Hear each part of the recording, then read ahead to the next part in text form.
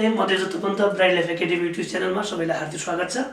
आज corporate finance अन्तर्गतको common stock and investment banking प्रोसेसको तपाईको पार्ट 2 पार्ट 1 मा हामी तपाईको केही फर्मुलाहरु लेखेका थियौं र केही अलि फर्मुलाहरुको बारेमा बोलेका थियौं र आज चाहिँ तपाईको न्यूमेरिकल प्रोब्लमहरु लिएर उपस्थित भएको छु र आज दुईटा क्वेशन राखेको छ। एउटा तपाईको भोटिङ राइट सँग रिलेटेड रहेर एउटा चाहिँ तपाईको बुक भ्यालुहरु ट्रेजरी स्टक सँग सम्बन्धित रहेर आएर क्वेशनलाई राखेका छ र सबभन्दा पहिला क्वेशन नम्बर 1 मा तपाईको के छ Mrs Gauri Arial are disgruntled stockholders of the Triveni Gas Company. Desires representation on the board. The company, which has 10 directors, एउटा मिसेस गौरी अरियाल भने एउटा चाहिँ तपाईको त्रिवेणी ग्यास कम्पनीको एउटा चाहिँ तपाईको स्टक होल्डर हो, शेयर होल्डर हो, जो तपाईको त्यो कम्पनीको बोर्डबाट उ अलिकता त तपाईको डिसस्याटिस्फाई छ, उ सन्तुष्टि छैन भनेको छ। जहाँ टोटल डाइरेक्टरहरु तपाईको कतिवटा त 10 वटा तपाईको टोटल डाइरेक्टरहरु छन्। हैज 8 लाख शेयर आउटस्ट्यान्डिङ र कम्पनीको total number of share outstanding चाहिँ कति छ 8 लाख दिएको छ। जम्मा चाहिँ तपाईको 10 वटा चाहिँ तपाईको डाइरेक्टरहरु छन् र 8 लाख चाहिँ टोटल नम्बर अफ शेयर छन्। औले ए नम्बरमा भन्छ how many shares would Mrs Aryal have to control to be assured of one directorship under a majority rule voting system। हिजो पनि कुरा गर्यो मेजोरिटी भोटिङ सिस्टम र तपाईको नन क्युमुलेटिभ भोटिङ सिस्टम भने एउटै हो। नन क्युमुलेटिभ भोटिङ सिस्टमबाट यो चाहिँ तपाईको मिसेस गौरी अरियालले तपाईको बोर्डमा आफू इलेक्ट हुनको लागि चाहिँ तपाईको आफू बोर्डमा जानको लागि तपाई कतिवटा उसँग शेयरहरु हुनुपर्छ भनेको थियो। हिजो पनि हामीले कुरा गरेका छौं कि तपाईको मोर देन चाहिँ कति पर्सेन्ट हुनुपर्छ 50% हुनुपर्छ। कसैले फर्मुलाबाट निकाल्ला, कसैले चाहिँ थ्योरेटिकल रूपमा चाहिँ के भन्नु पर्ला भने मिसेस गौरी अरियालसँग मोर देन चाहिँ कति पर्सेन्ट 50% शेयरहरु भयो। मोर देन 50 भने टोटल चाहिँ कति छ 8 लाख। 8 लाखको 50% भनेको 4 लाख। 4 लाख भन्दा एक शेयर पनि बढी भयो भने उ चाहिँ तपाईको त्यहाँ के हुन सक्छ त सिलेक्ट हुन सक्छ भनेर हामी लेखौँला। र न्यूमेरिकल बेसमा तपाईको सल्भ गर्ने भने required number of share to elect one director by using तपाईको non cumulative voting system equal n/2 + 1 अथवा मोर देन चाहिँ कति 50%। n भने हामी कहाँ तपाईको कति थियो n भने जम्मा नम्बर अफ शेयर चाहिँ तपाईको कति हो 8 लाख हो। यो 8 लाख अपन चाहिँ तपाईको n अपन चाहिँ 2 तपाईको +1 गर्दा तपाईको कति त यो चाहिँ 4 लाख कति त एक शेयर। अथवा उसँग 4 लाख एक शेयर भयो भने उ चाहिँ तपाई के गर्न सक्छ इलेक्ट हुन सक्छ। कोही यो फर्मुला नलगाएर सिधै के लेख्न सक्छ मोर देन 50% अथवा 4 लाख भन्दा बढी हुने बित्तिकै उ इलेक्ट हुन सक्छ भनेर लेख्न सकिन्छ। कुन भोटिङ सिस्टमबाट त मेजोरिटी भोटिङ सिस्टमबाट अथवा नन क्युमुलेटिभ भोटिङ सिस्टमबाट। अब उले चाहिँ तपाईको बी नम्बर उले चाहिँ तपाई के भन्छ त भने बी नम्बर हामीलाई के दिया छ how many shares would Mrs. Arial have to control to be assured of one directorship under cumulative voting system। यदि क्युमुलेटिभ तपाईको भोटिङ सिस्टम भयो भने माइनोरिटी शेयर होल्डरहरु पनि तपाई के हुन सक्छन् त यहाँ चाहिँ तपाईको बीओडी मा जान सक्छन्। त्यसको लागि चाहिँ तपाईको कति शेयरहरु चाहिएला त भनेर उले भन्दैछ। यो क्वेशन बी मा हामी कहाँ के छ त डिजायर्ड नम्बर अफ डाइरेक्टर भने तपाईको DES ले हामी डिनोट गरेका थियौ हिजो नि कति तपाईको 1 डाइरेक्टर छ। त्यसैगरी चाहिँ टोटल नम्बर अफ डाइरेक्टर चाहिँ कति टोटल नम्बर अफ डाइरेक्टर भने तपाईको डाइरेक्टर जसलाई हामी एच ले डिनोट गर्दै छौं एच भने तपाईको 10 र टोटल नम्बर अफ शेयर भने तपाईको कति n भने हामी कहाँ तपाईको कति 8 लाख शेयर। कुनै कम्पनीको यदि तपाईको कतिवटा त 8 लाख शेयरहरु छन् भने 8 लाख शेयर त तपाईको छन् भने त्यसमा चाहिँ तपाई एक डाइरेक्टर चाहिँ तपाई सिलेक्ट हुनुको लागि मिनिमम चाहिँ तपाईको कति शेयर हुनुपर्छ त भन्नको लागि required number of share required number of share to elect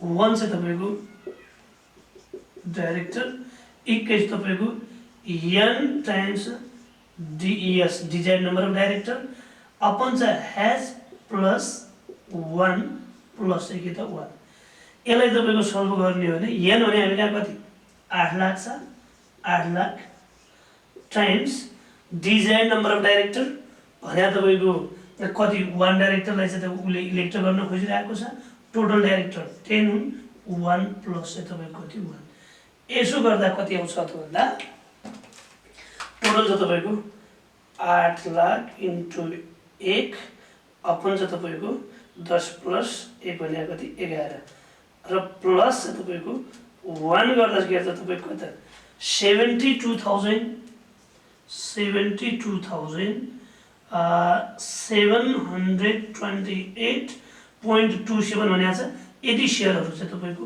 उसँग हुनु पर्ला कम्तिमा पनि 28.27 भनेको छ अथवा यहाँ चाहिँ तपाईको 72,729 शेयर अथवा 28 यदि शेयर भयो भने बल्ल उले तपाई के गर्न सक्छ त एउटा डाइरेक्टरलाई इलेक्ट गर्न सक्छ यदि तपाई के भइदियो भने तपाईको क्युमुलेटिभ भोटिङ सिस्टम भयो भने अथवा तपाईको यो त माइनोरिटी शेयर होल्डर पनि के हुन सक्छ त इलेक्ट हुन सक्छ यदि उसँग कति शेयर छ भने यदि शेयर उसँग अवेलेबल छ भने यो क्वेशन नम्बर चाहिँ तपाई के भयो भने अब त्यसैगरी चाहिँ तपाईको क्वेशन नम्बर 2 को लागि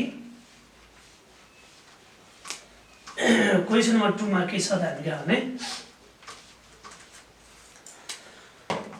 क्वेशन नम्बर 2 मा हामी कहाँ के छ त भने authorised share capital of Bagmati finance company is 5 lakh share Bagmati company को टोटल शेयर चाहिँ तपाईको कति छ 5 लाख छ अथराइज्ड हो यो फेरि the equity is currently shown in the company's book as follow भनेर दिया छ एन्ड द टोटल चाहिँ एउटा कंपनीको शेयर होल्डर इक्विटी बनाएर दिया छ कमन स्टक को जम्मा रुपैयाँ 30 लाख छ जसको रेट चाहिँ तपाईको छ 10 छ paid in additional paid in capital premium पनि 30 लाख छ रिटेन अर्निङ चाहिँ तपाईको 1 करोड चाहिँ तपाईको सरी 16 लाख छ अहिले 1 करोड 60 लाख छ त्यसैगरी कमन इक्विटी भने यो तपाईको एलआई ले यो तीनटैको सम भने कमन इक्विटी हो यसबाट फेरि ट्रेजरी स्टक रहेछ कति 40,000 शेयर रहेछ रुपैयाँ चाहिँ कति रहेछ 4 लाख गरेर यति चाहिँ तपाईको यसबाट एलआई घटाएर यति आएको छ यो तपाईको यो कमन इक्विटी भने माथि यिनीहरुको तपाईको के हो त तीनटैको सम हो यहाँबाट एलआई तपाईको ट्रेजरी स्टकलाई घटायो भने बल्ल चाहिँ के होला नेट कमन इक्विटी भनेर हामीलाई दिनेछ ओके सबभन्दा पहिला ए नम्बरमा उले के भन्छ त भने how many shares are issued company जम्मा कति शेयर इश्यू गरेर रहेछ भने नम्बर अफ issued share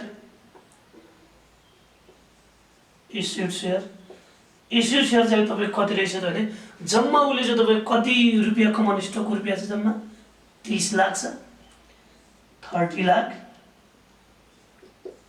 यदि छ र पार भेल चाहिँ तपाईको कति छ 10 छ जम्मा चाहिँ कति 3 लाख शेयर चाहिँ तपाई के भएको रहेछ 3 लाख शेयर चाहिँ अहिलेसम्म इस्यु गरिएको रहेछ त्यसैगरी उले के भन्छ how many shares are outstanding issue 3 lakh छ भने मार्केटमा आउटस्ट्यान्डिङ टोटल 3 लाख नै हुनुपर्छ भने जरुरी छैन उले के गरे पनि हुन सक्छ ट्रेजरी तपाईको रिपर्चेज पनि शेयरहरु गरे हुन सक्छ त्यही कारणले गर्दा B number of outstanding share equals to number of issued share minus number of treasury stock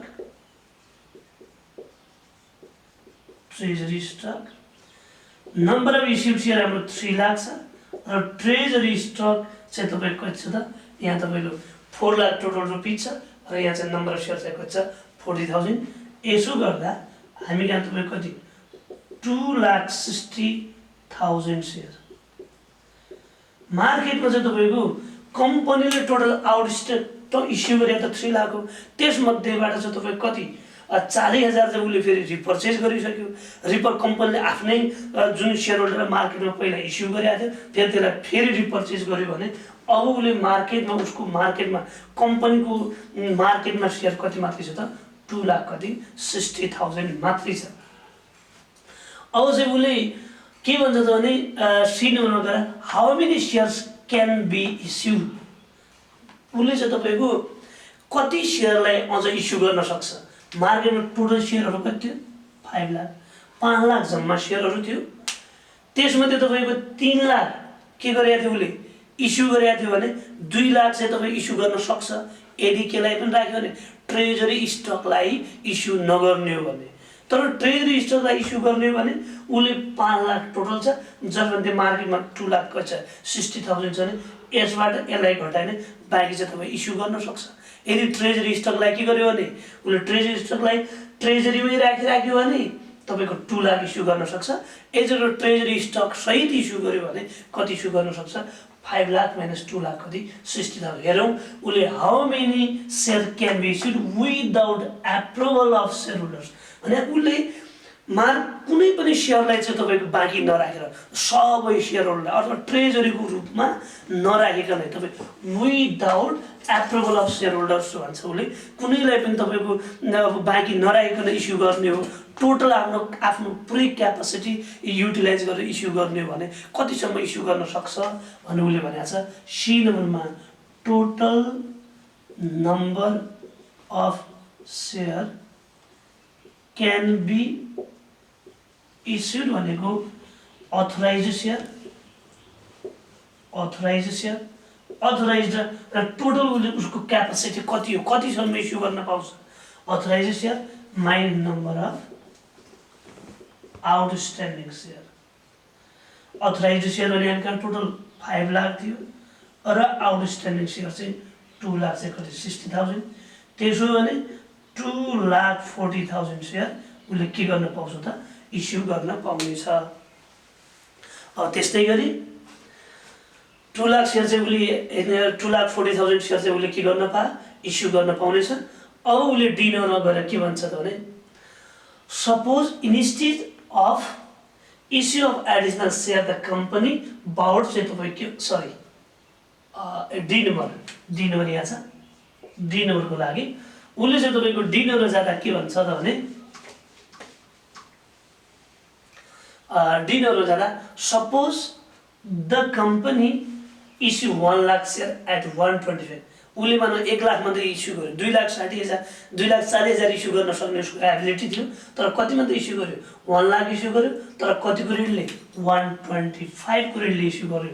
market पार भ्यालु त कति मात्रै हो 10 हो भने उसले चाहिँ तपाईँ कति 125 को टार्गेटले चाहिँ तपाईँ के इस्यु गर्यो भने so the effect in equity account हुन्छ। इक्विटी एकाउन्ट चाहिँ हामीले बनाउँदा सेयर होल्डर्स इक्विटी एकाउन्टमा सेयर होल्डर इक्विटीमा यही बनाएकै पार्टहरू यहाँ जो छ त्यसैलाई हामीले सबभन्दा पहिला कमन स्टक पुरानो चाहिँ तपाईँको कति थियो पुरानो हामी कहाँ तपाईँको 30 लाख पुरानो थियो अथवा पहिला 3 लाख इस्यु थियो प्लस 1 गरेर 4 लाख भन्दै के भन्नुभयो 30 लाख प्लस अहिले कति इस्यु गरे त 1 लाख टाइम्स कमन स्टकमा कहिले पनि पार भ्यालु भन्दा बढी लेख्न पाइँदैन। त्यही कारणले गर्दा यो चाहिँ 10 लाख गरेर कति भयो त 40 लाख भयो 40 लाख। त्यसै गरी तपाईँको paid in capital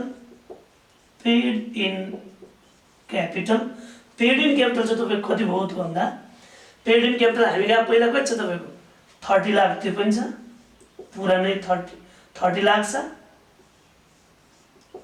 30 lakh plus यो 30 लाखलाई लिएका हौँ र अहिले नयाँ कति सेयर इस्यु गर्ने हो त 1 लाख टाइम्स मार्केटमा उसले कतिमा इस्यु गरेको छ 125 मा तर पार भ्यालु कति मात्रै 10 हो भने कति एक्स्ट्रा प्रिमियम आएको रहेछ त 100 चाहिँ तपाईँको कति 15 चाहिँ तपाईँको के आयो त यो चाहिँ तपाईँको प्रिमियमको रुपियाँ रहेछ।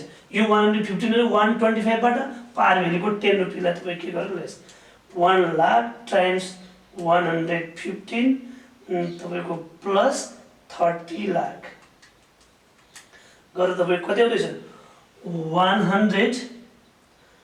145 1 2 3 4 5 ओके यति छ। त्यसै गरी अर्को चाहिँ तपाईँको रिटेन अर्निङ रिटेन अर्निङ चाहिँ तपाईँको कति नै दिएको छ त सेम छ तपाईँको 160000। त्यसै गरी यो चाहिँ टोटल चाहिँ के होला कमन स्टक होला। यहाँबाट लेस चाहिँ तपाईँ के गर्नेछौँ त यसैमा ट्रेजरी स्टक त पुरा नै हाम्रो चाहिँ तपाईँको कति 4 लाख। यसलाई चाहिँ तपाईँ के लेस गर्नुभयो भने के होला त नेट चाहिँ तपाईँ कमन इक्विटी चाहिँ यो टोटल चाहिँ तपाईँको यी तीनटालाई एड यसलाई लेस गर्यो भने के होला त नेट चाहिँ के होला कमन इक्विटी आउनेछ। ओके यसै गरी चाहिँ तपाईँको ई नम्बरमा हामी कहाँ तपाईँको डी नम्बर पछि हामी कहाँ यो चाहिँ ई हो डबल टी लेखिया रहेछ। यसपछि तपाईँको ई नम्बरमा के भन्छ त उसले भने ई नम्बरमा आएर ई नम्बरमा हामी कहाँ के भन्छ त suppose instead of issue of additional share the company bought back 60,000 share at ₹10। उसले के भन्छ डी नम्बरमा आएर के भन्दै थियो उसले यसलाई इस्यु गर्यो भन्छ।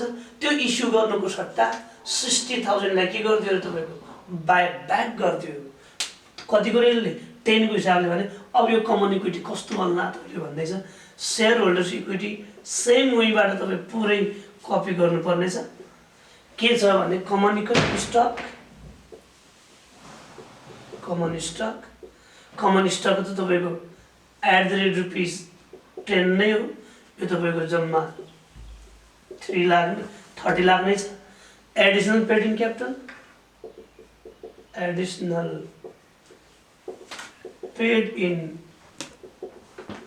Capital additional paid in capital चाहिँ तपाईँ यो पनि तपाईँको सेम छ कुनै यहाँ पनि इफेक्ट परेन। अर्को चाहिँ तपाईँको रिटेन अर्निङ छ। रिटेन अर्निङ पनि सेम छ कुनै तपाईँको फरक परेन। र यहाँबाट ट्रेजरी स्टक